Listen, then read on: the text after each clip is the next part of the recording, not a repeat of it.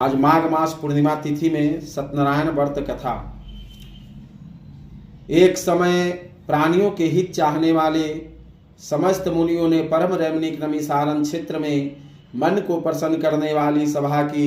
उसी समय अति तेजस्वी व्यास जी के शिष्य सूत जी शिष्य गणों के सहित हरिनाम का स्मरण करते हुए वहां पर आते हैं। समस्त शास्त्रों के जानने वाले श्री सूत जी को आते देखकर महातेजस्वी शौनक आदि मुनिगण खड़े हो गए।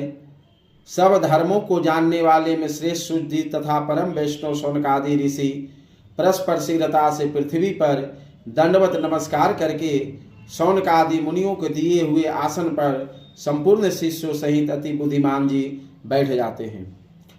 बैठे हुए सूत जी ने शौनक आदि मुनियों ने नमस्कार कर कर हाथ जोड़कर कहा कि हे महर्षि, हे सर्वज्ञ सूत जी, इस कलिकाल में मनुष्य को हरि भक्ति किस उपाय से हो वह हमें कहिए, क्योंकि कलिकाल में सब प्राणी पाप करने में तत्पर और वेद विहीन हो जाएंगे। उनका कल्याण किस प्रकार होगा।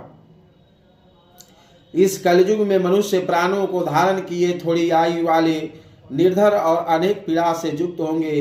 प्राह पुनाति परिश्रम से होता है। इससे कलयुग में कोई मनुष्य पुण्य न करेगा और सब पापों पुण्य के नष्ट होने से सब पापों में प्रवृत्त हो जाएंगे। तब तुच्छ ज्ञान वाले हो जाएंगे। तब तुच्छ ज्ञान वाले मनुष्य अपने सब वंश सहित नष्ट हो जाएंगे।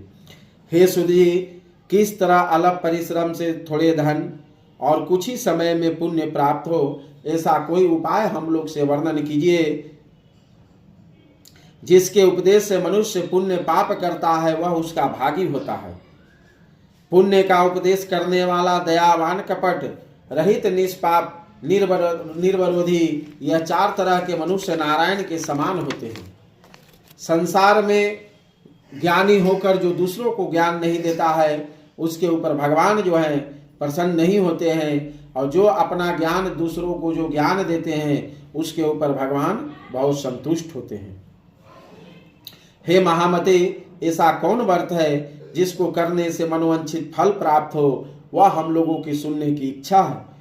हे मुनि श्रेष्ठ, आप वेद वेदांत के ज्ञाता हैं। आप जैसा दूसरा कोई वक्ता नहीं दिखता, क्योंकि श्री वेद व्यास जी के आप शिष्य हैं। सूत जी क्या बोलते हैं कि हे मुनि श्रेष्ठ, तुम धन्य हो, तुम ही वैष्णव में अग्रण्य हो, कारण कि सब प्राणियों का तुम सदैव हित चाहते हो।